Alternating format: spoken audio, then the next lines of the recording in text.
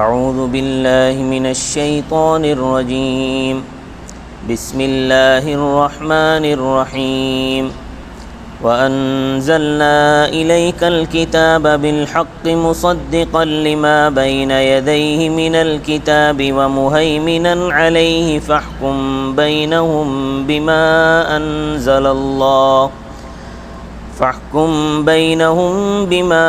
أَنزَلَ اللَّهُ وَلَا تَتَّبِعْ أَهْوَاءَهُمْ عَمَّا جَاءَكَ مِنَ الْحَقِّ لِكُلٍّ جَعَلْنَا مِنكُمْ شِرْعَةً وَمِنْهَاجًا وَلَوْ شَاءَ اللَّهُ لَجَعَلَكُمْ أُمَّةً وَاحِدَةً وَلَكِنْ لِيَبْلُوَكُمْ فِيمَا آتَاكُمْ فَاسْتَبِقُوا الْخَيْرَاتِ إِلَى اللَّهِ مَرْجِعُكُمْ جَمِيعًا فَيُنَبِّئُكُم بِمَا كُنتُمْ فِيهِ تَخْتَلِفُونَ وَأَنِ احْكُم بَيْنَهُم بِمَا أَنزَلَ اللَّهُ وَلَا تَتَّبِعْ أَهْوَاءَهُمْ وَاحْذَرْهُمْ أَن يَفْتِنُوكَ عَن بَعْضِ مَا أَنزَلَ اللَّهُ إِلَيْكَ فَإِن تَوَلَّوْا فَاعْلَمْ أَنَّمَا يُرِيدُ اللَّهُ أَن يُصِيبَهُم بِبَعْضِ ذُنُوبِهِمْ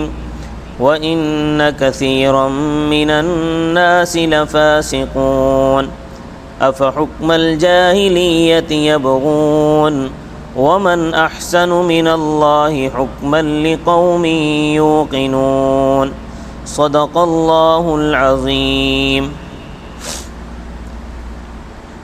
گزشتہ آیات میں مال کی چوری کے بعد معنوی چوری یعنی تحریف کی دو مثالیں بیان کی تھیں، اور اسی کے ساتھ تورات کی اہمیت بھی بیان کی تھی۔ پھر تورات کے ضمیمے انجیل کا تذکرہ کیا۔ اب اللہ کی تمام کتابوں کا محافظ کتاب قرآن کریم ہے، اس کا تذکرہ کرتے ہیں۔ مہیمن کے یہی معنی ہے، یہ اللہ کی صفت ہے۔ اللہ تعالیٰ مخلوقات سے بالا محافظ ہیں، اللہ کے اوپر کوئی محافظ نہیں ہے۔ اسی طرح قرآن کریم تمام آسمانی کتابوں کی آخری محافظ ہے، اس کے بعد کوئی کتاب نہیں ہے۔ ان آیات کے پیچھے ایک واقعہ ہے جو ان کا شان نزول بھی ہے۔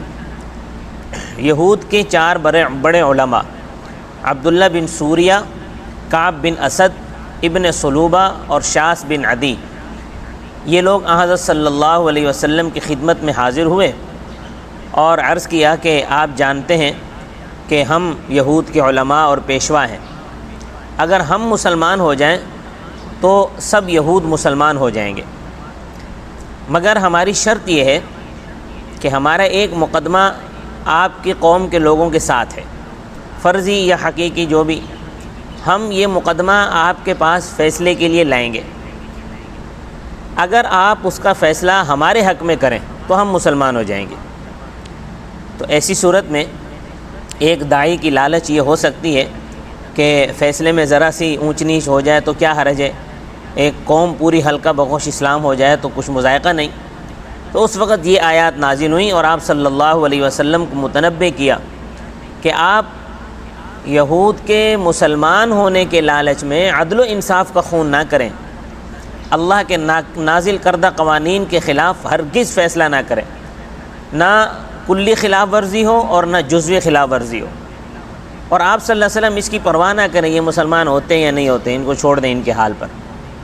یہود کج فطرت واقع ہوئے ہیں، انہوں نے موسیٰ علیہ السلام کو ستانے میں کوئی کمی نہیں چھوڑی، انہوں نے تورات جیسی عظیم الشان کتاب میں ہیر پھیر کر دیا، حضرت عیسیٰ علیہ السلام کے ساتھ انہوں نے کیا کچھ نہیں کیا، اور ان کے آسمان پر اٹھائے جانے کے بعد ایک یہودی منافقانہ عیسائی بنا، اس نے عیسائیت کا حلیہ بگاڑ دیا۔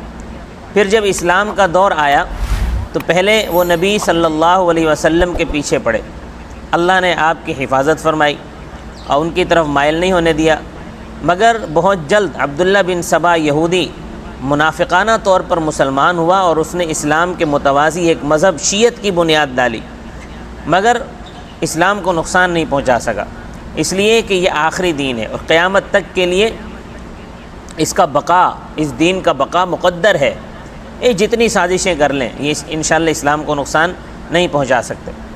پھر قرون متوسطہ میں مسلسل یہود مسلمانوں کے خلاف چالیں چلتے رہے، خلافت کو ختم کر دیا، عرب کے ٹکڑے ٹکڑے کر دیے، عرب کو بے حیثیت کر کے رکھ دیا، بلکہ عربوں کو عورتوں والے کرتے پہنا دیے۔ یہ توپ جو پہنتے ہیں عورتوں والے کرتے ہیں، اور آج بھی نام نہاد مسلمانوں کو بڑھاوا دینے میں لگے ہوئے ہیں۔ مسلمانوں کی صفوں میں انتشار پیدا کرنا ان کا محبوب مشغلہ ہے۔ اللہ تعالیٰ ان کی ریشہ دوانیوں سے مسلمانوں کی حفاظت فرمائے۔ بس ضرورت اس بات کی ہے کہ مسلمان ان کی چالوں کو خاک میں ملا دیں۔ ان آیات کا یہی سبق ہے۔ تو بات قرآن کریم کی اہمیت کے بیان سے شروع کیے۔ انجیل جو تورات کا تتمہ تھی، مستقل کتاب نہیں تھی، مگر اس کے بعد اللہ تعالیٰ نے آخری نبی پر اپنی مستقل کتاب نازل کی جو قیامت تک باقی رہے گی۔ اس لیے وہ اللہ کی کتاب ہی نہیں بلکہ اللہ کا کلام بھی ہے۔ تو جب اللہ کا کلام ہے تو اس میں تحریف اور اس میں تبدیلی ناممکن ہے۔ اور اللہ کے اس کلام میں 3 خوبیاں ہیں۔ نمبر 1، وہ برحق تعلیمات پر مشتمل ہے۔ اس کی ہر بات 52 تولہ پاؤ رتی ہے۔ اس سے ہر دینی ضرورت کی تکمیل ہوتی ہے۔ نمبر 2، دوسری خوبی یہ ہے کہ یہ قرآن گزشتہ آسمانی کتابوں کی تصدیق کرتی ہے، اس لیے کہ جو کتابیں اور قوانین ایک ہی سرچشمہ، ایک ہی اتھارٹی سے ہوں، وہ سب برحق ہوتے ہیں۔ بعض کی تغلیط نہیں کرتے، تغلیظ بھی نہیں کرتے۔ اور تیسری خوبی، قرآن کریم آسمانی کتابوں کے مضامین کی آخری محافظ کتاب ہے، وہ مہیمن ہے۔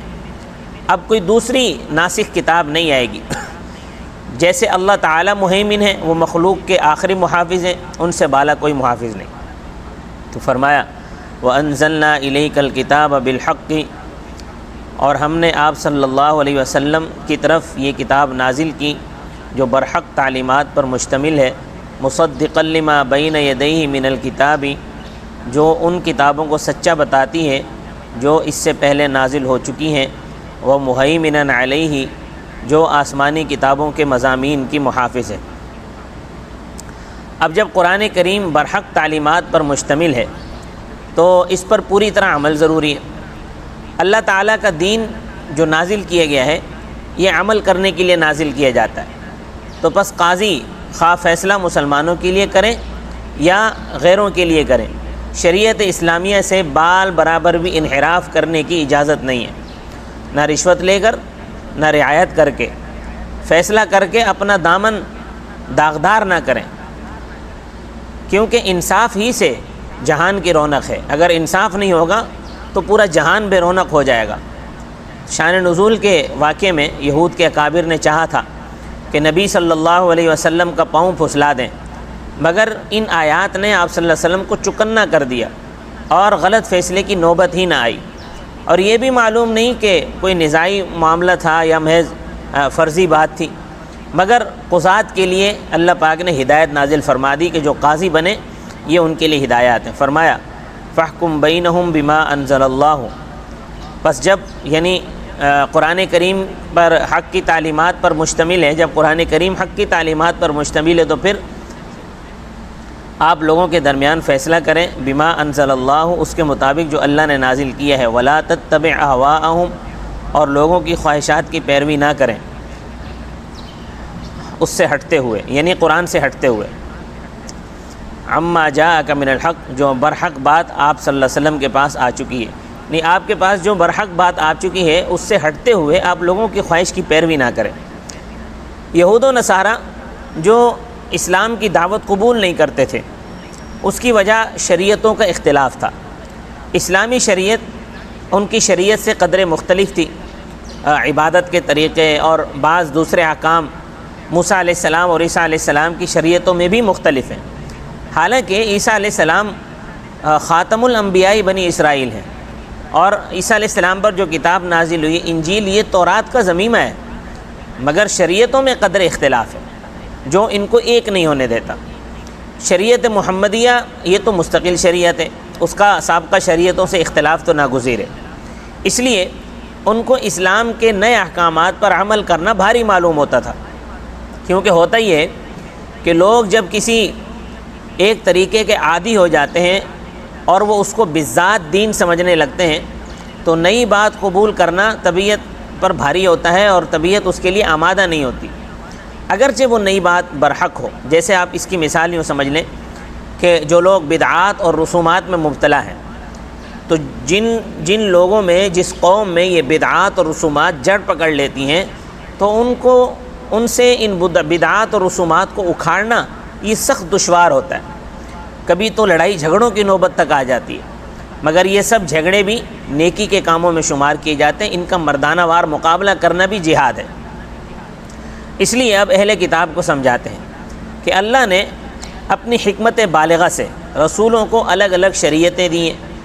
اس کی ایک حکمت تو یہ ہے کہ زمانے کے تقاضے الگ الگ ہوتے ہیں، انسانوں کی طبائع مختلف ہوتی ہیں۔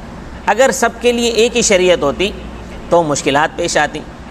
اس لیے حکمت کا تقاضا ہوا کہ زمانہ اور مزاج کی رعایت رکھ کر مختلف احکام دیے جائیں۔ جیسے ایک حکیم ہوتا ہے، وہ کچھ عرصہ ایک نسخہ استعمال کرواتا ہے، پھر اس کے بعد نسخہ تبدیل کر دیتا ہے۔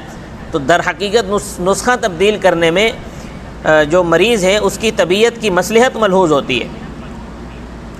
اور اختلاف شرائع کی جو دوسری وجہ بیان فرمائی ہے وہ یہ ہے کہ عبادت کا کوئی طریقہ بذات دین نہیں ہے، بلکہ اور کسی خاص قانون میں بھی کوئی تقدس نہیں ہے، بلکہ جو کسی قانون میں تقدس پیدا ہوتا ہے یا کسی کام کو عبادت کا درجہ دیا جاتا ہے تو وہ اصل میں اللہ کے حکم سے ہوتا ہے۔ لہٰذا اللہ تعالیٰ جس زمانے میں جو حکم دیں وہی اس زمانے میں مقدس ہے۔ اس لیے مختلف امتوں کے لیے مختلف آئین اور دستور بنائے گئے، اور ایسا اصل میں لوگوں کے امتحان کے لیے کیا گیا کہ دیکھنا یہ ہے کہ کون بدلے ہوئے احکام کو قبول کرتا ہے۔ جیسے مریض کو مزاج کی تبدیلی کے بعد جو نسخہ دیا جاتا ہے وہ اس کو قبول کرتا ہے یا پہلے نسخے پر اصرار کرتا ہے۔ اگر وہ اس کو قبول کر لے گا نئے نسخے کو تو شفا پائے گا، اگر وہ پچھلے نسخے پر برابر اصرار کرتا رہے گا تو اس کو شفا نہیں ملے گی۔ اسی طرح اگر اللہ تعالیٰ کو منظور ہوتا تو سب امتوں کے لیے ایک آئین اور ایک دستور ہوتا، لیکن اللہ تبارک و تعالیٰ نے مختلف امتوں کے لیے مختلف شریعتیں رکھی ہیں تاکہ لوگوں کا امتحان کریں کہ کون نئی شریعت قبول کرتا ہے۔ تو جو قبول کرے گا وہ مومن ہوگا، جو انکار کرے گا وہ کافر ہوگا۔ لہٰذا ہر امت کو اس کے زمانے میں جو شریعت دی گئی ہے اور اس شریعت پر عمل کرنے میں تگ و دو کرنی چاہیے، اور آج کی شریعت اسلام ہے، اسی راستے سے اللہ تک پہنچا جا سکتا ہے۔ جو لوگ یہ بات تسلیم نہیں کریں گے، برابر اختلاف کرتے رہیں گے، وہ سب اللہ کے پاس جمع کیے جائیں گے، اس وقت پھر حق و باطل کا فیصلہ کر دیا جائے گا۔ لِكُلٍّ جَعَلْنَا مِنْكُمْ شِرْعَةً وَمِنْهَاجًا، ہر ایک کے لیے ہم نے تم میں سے آئین اور دستور بنایا ہے۔ حضرت ابن عباس رضی اللہ تعالیٰ عنہما نے دونوں لفظوں کی تفسیر جو ہے وہ بڑے راستے سے اور چھوٹے راستے سے کی ہے، مگر بہتر دونوں کو ہم معنی قرار دینا ہے، اس لیے کہ شرع سے عقائد اور منہاج سے احکام مراد لینا درست نہیں ہے۔ عقائد کیونکہ سب انبیاء کے ایک ہی تھے، اور احکام ہی میں البتہ اختلاف تھا۔ وَلَوْ شَاءَ اللَّهُ لَجَعَلَكُمْ أُمَّةً وَاحِدَةً، اور اگر اللہ تعالیٰ چاہتے تو تم کو ایک امت بنا دیتے، یعنی سب امتوں کا آئین اور دستور ایک ہی ہوتا، طریقہ عبادت ایک ہوتا، احکام ایک ہوتے۔ وَلَكِنْ لِيَبْلُوَكُمْ فِي مَا آتَاكُمْ، لیکن اس لیے کہ وہ تمہیں آزمائے اس شریعت میں جو تم کو دی ہے، کہ کون اس کو قبول کرتا ہے اور کون ناک منہ چڑھاتا ہے۔ فَاسْتَبِقُوا الْخَيْرَاتِ، لہذا تم نیکی کے کاموں میں ایک دوسرے سے سبقت کیا کرو۔ إِلَى اللَّهِ مَرْجِعُكُمْ، یعنی اب جو تم کو شریعت اسلامیہ کی صورت میں ایک دین دیا ہے، اب وہی برحق ہے، اس پر عمل کرو اور اسی پر عمل کے ذریعے سے اللہ کا قرب حاصل کرو۔ إِلَى اللَّهِ مَرْجِعُكُمْ جَمِيعًا، تمہارا سبھی کا لوٹنا اللہ کی طرف ہے۔ فَيُنَبِّئُكُمْ بِمَا كُنْتُمْ فِيهِ تَخْتَلِفُونَ، پھر وہ تم کو آگاہ کریں گے ان باتوں سے جن میں تم اختلاف کرتے ہو، یعنی تم پرانی لکیر ہی پیٹے جا رہے ہو، نئی شریعت کو قبول نہیں کر لے، تو اس کی حقیقت قیامت کے دن کھلے گی، منسوخ شریعت پر اصرار کرنے کی سزا ملے گی۔ اب دیکھیں کہ یہود و نصارہ یہ پہلے دن سے ہی مسلمانوں کے پیچھے پڑے ہوئے ہیں۔ سب سے پہلے انہوں نے نبی اکرم صلی اللہ علیہ وسلم کو بچلانا چاہا۔ شان نزول کے واقعے میں آپ نے جیسا کہ سنا، انہوں نے آپ صلی اللہ علیہ وسلم سے شریعت کے خلاف جاہلیت والا فیصلہ کروانا چاہا، اور لالچ یہ دی کہ ہم سب مسلمان ہو جائیں گے، سارے ہم بھی مسلمان ہو جائیں گے، سارے یہودی مسلمان ہو جائیں گے۔ بعد کی صدیوں میں بھی ان کا یہ مکر جاری رہا اور اب بھی وہ اسی کوشش میں لگے ہوئے ہیں۔ امت مرحومہ کو کلی طور پر تو وہ شریعت سے ہٹا نہیں سکتے، جزوی طور پر ہی صحیح مسلمان دین سے ہٹ جائیں تو ان کا کلیجہ ٹھنڈا ہو جاتا ہے۔ چنانچہ وہ نام نہاد مسلمانوں کو بڑھاوا دیتے ہیں، ان کی حوصلہ افزائی کرتے ہیں، ان کو کہتے ہیں کہ اگر سارے مسلمان اپ ٹو ڈیٹ ہو جائیں، یعنی نام کے مسلمان رہ جائیں تو جھگڑا ختم ہو جائے۔ چنانچہ اللہ تعالیٰ نبی اکرم صلی اللہ علیہ وسلم سے خطاب فرماتے ہیں، مگر مقصود امت کو ہوشیار کرنا ہے۔ خطاب آپ صلی اللہ علیہ وسلم سے امت کو ہوشیار کرنا مقصود ہے کہ آپ صلی اللہ علیہ وسلم ان کے مقدمے میں شریعت کے مطابق فیصلہ کریں اور ان کی امیدوں پر پانی پھیر دیں، آپ چکنا رہیں، وہ اپنی چال میں کبھی کامیاب نہ ہوں۔ ایک خاص معاملے میں بھی وہ آپ صلی اللہ علیہ وسلم کو شریعت سے ہٹانے نہ پائیں، اس لیے کہ رسی جب ڈھیلی پڑتی ہے تو کبھی سرا ہاتھ سے کبھی نہ کبھی نکل ہی جاتا ہے، تو اس لیے رسی کو مضبوط تھامے رہنا ہی بہتر ہے۔ تو فرمایا وَأَنِحْكُمْ بَيْنَهُمْ بِمَا أَنزَلَ اللَّهُ، اور یہ کہ یعنی بئی وجہ کہ قرآن سابقہ کتابوں کا محافظ ہے، آپ فیصلہ کریں ان کے درمیان اس کے موافق جو اللہ نے اتارا ہے، وَلَا تَتَّبِعْ أَهْوَاءَهُمْ، اور آپ ان کی خواہشات کی پیروی نہ کریں۔ یہ تمہید لوٹائی ہے اگلی بات کہنے کے لیے، وَاحْذَرْهُمْ، اور آپ ان سے چوکنا رہیں، أَن يَفْتِنُوكَ عَن بَعْضِ مَا أَنزَلَ اللَّهُ إِلَيْكَ، کہیں ایسا نہ ہو کہ وہ آپ صلی اللہ علیہ وسلم کو فتنے میں مبتلا کر دیں، یعنی پھسلا دیں اس وحی کے کچھ حصے سے جو اللہ نے آپ کی طرف نازل کی ہے۔ یہود مشرکین کے ساتھ اگر یہودی شرعی فیصلہ قبول نہ کریں تو دو باتیں واضح ہیں۔ یہود مشرکین کے ساتھ اگر اپنا مقدمہ اسلامی کورٹ میں لائیں تو جو اسلامی قاضی ہے وہ شریعت کے مطابق فیصلہ کرے گا، ان کی شریعت کے مطابق فیصلہ نہیں کرے گا۔ ان کی شریعت اور اسلامی شریعت تو ایک ہیں، ہاں لا محالہ جاہلی ریت کے مطابق فیصلہ کرنا ہوگا۔ تو بس دو باتیں واضح ہیں۔ اول یہ کہ یہود کو اللہ تعالیٰ ان کی اس حرکت کی سزا ضرور دیں گے، اس لیے کہ انہوں نے اللہ کے فیصلے سے روگردانی کی اور شیطان کی شریعت کے سامنے سر جھکایا۔ چنانچہ کچھ عرصے بعد ہی ان کی عہد شکنی اور ان کی سازشوں کی سزا جلاوطنی اور قتل کی صورت میں دنیا میں ہی مل گئی۔ دوم، یہ روگردانی ان کی نافرمانی کی دلیل بن گئی۔ دنیا میں بیشتر لوگ اطاعت شعار نہیں ہوتے، یہود بھی فرما بردار نہیں ہیں۔ مسلمانوں کی جو حکومتیں اسلامی قانون کے بجائے پارلیمنٹری قوانین کو اپنائے ہوئے ہیں اور جو مسلمان حقیر مفادات کے لیے شریعت کے قانون کو چھوڑ کر غیر اسلامی عدالتوں کا رخ کرتے ہیں، وہ جان لیں کہ وضعی قوانین شرعی قوانین کے برابر کبھی بھی نہیں ہو سکتے۔ شرعی قوانین وہ ہیں جو اللہ نے بنائے ہیں اور وضعی قوانین وہ ہیں جو بندوں نے بنائے ہیں۔ تو بس کیا وہ گھوڑے کو چھوڑ کر اور خچر کو چھوڑ کر گدھے پر سواری کرنا چاہتے ہیں یہ مسلمان؟ تو فرمایا فَإِن تَوَلَّوْا فَاعْلَمْ أَنَّمَا يُرِيدُ اللَّهُ، پس اگر وہ یہود آپ کے فیصلے سے روگردانی کریں تو آپ سمجھ لیں أَنَّمَا يُرِيدُ اللَّهُ أَن يُصِيبَهُم بِبَعْضِ ذُنُوبِهِمْ، اللہ تعالیٰ ان کو ان کی بعض حرکتوں کی سزا دینا چاہتے ہیں۔ وَإِنَّ كَثِيرًا مِّنَ النَّاسِ لَفَاسِقُونَ، اور یہ کہ بیشتر لوگ نافرمان ہیں۔ أَفَحُكْمَ الْجَاهِلِيَّةِ يَبْغُونَ، تو کیا وہ جاہلیت کا فیصلہ چاہتے ہیں؟ وَمَنْ أَحْسَنُ مِنَ اللَّهِ حُكْمًا لِقَوْمٍ يُوقِنُونَ، اور یقین کرنے والوں کے لیے اللہ سے بہتر فیصلہ کرنے والا کون ہے؟ کوئی بھی نہیں ہے۔ صدق اللہ العظیم۔